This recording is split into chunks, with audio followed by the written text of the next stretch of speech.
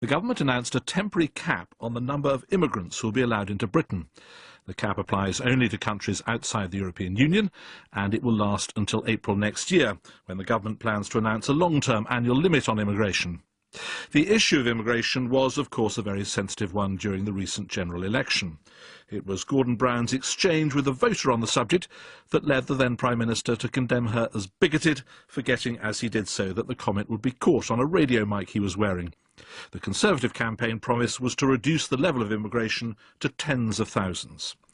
I discussed this week's announcement with Philip Le Grain, a visiting fellow at the London School of Economics European Institute, and with Douglas Murray from the Centre for Social Cohesion think tank. And I asked Douglas Murray whether the proposed cap is desirable.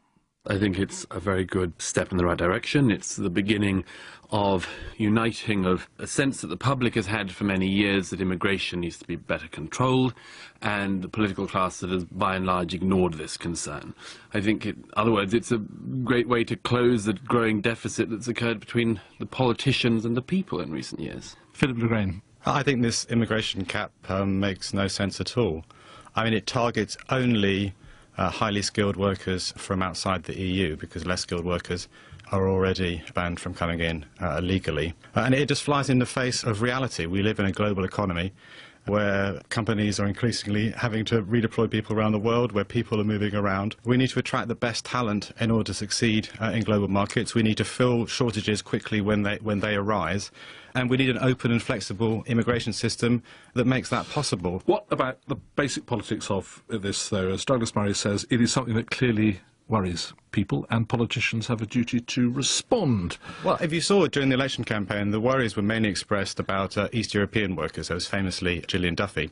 And this is the woman, of course, who met the Prime Minister and he then accused her of being bigoted. Yeah. Exactly. And this cap does absolutely nothing to address that. It's tinkering on the edges. It makes scarcely any difference to the numbers whatsoever. What it does do is it targets people with high skills who British business need, especially if we're going to grow our way out of recession, if we're going to generate the tax revenues to fill the deficit. And it seems completely bonkers, flying in the face of the government's claim that it's open for business. You're looking slightly startled, Douglas. No, skilled workers will still be able to come into this country.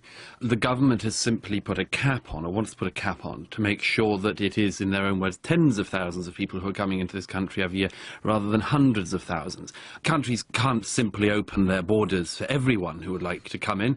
In the case of Britain, that's a very substantial number of people in the world. The country obviously can't hold them. You have to have some kinds of restrictions. There can't be a limitless number because, among other things, a limitless number of immigrants puts terrible strains on public services. It puts terrible strains on other issues in the country which are, as it were, non-economic. Actually, there are much bigger debates. There are some things in life that are even bigger than economic. Well, just address directly Philip Le Grain's point about the nature of the people who will be capped, because it's difficult to see who it won't be if it's not skilled workers.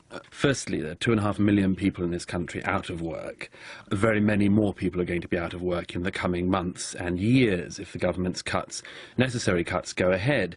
That means then presumably that if you believe that we should have a limitless number of so-called skilled labourers coming in, that means that obviously these are jobs which none of these millions of people who are unemployed in Britain could possibly do. Not feasible that they could manage to do these jobs.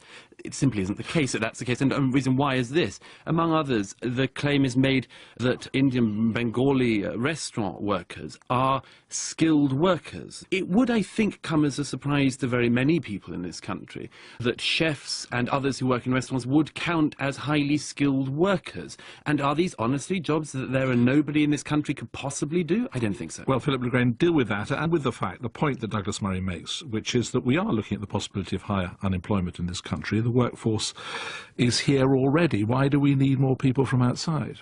The point is that we're not talking about a choice between limitless immigration.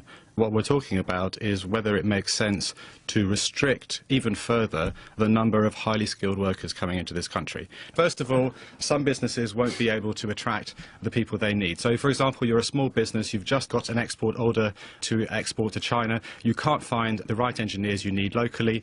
If the cap is filled, you won't be able to fill that export order. British jobs will be lost as a result. If you're Google, when America tightened its visa restrictions after 9/11, Google wasn't able to attract many of the skilled technicians that it needed, and it moved many of its operations out of the United States precisely for that reason. All right, sorry, before I come back to you, Douglas Murray, I just want to explore a little bit the second point that Douglas Murray made, which is that this isn't just an economic issue, it is a cultural issue too. Unlimited immigration changes the culture of the country, and people are uneasy about that. How many American bankers do you know who use the NHS? Very few. How many Indian IT workers do you know who are coming here in such large numbers that they are changing the culture of this country? This is a false debate. I mean, what are the political issues about immigration? There are things like housing. We don't have enough social housing. We ought to build more. There are things about public services which don't respond quickly enough to people's changing needs, whether that is people moving around within the country or people coming into the country. There are also issues at the low-end skill level about wages and jobs. They certainly don't apply to, attracting highly skilled workers that British businesses need to compete with. The other point, Douglas Murray, is surely that this has only really a limited application, this cap, because of the point that's always made that EU immigration we can't stop, couldn't stop even if we wanted to.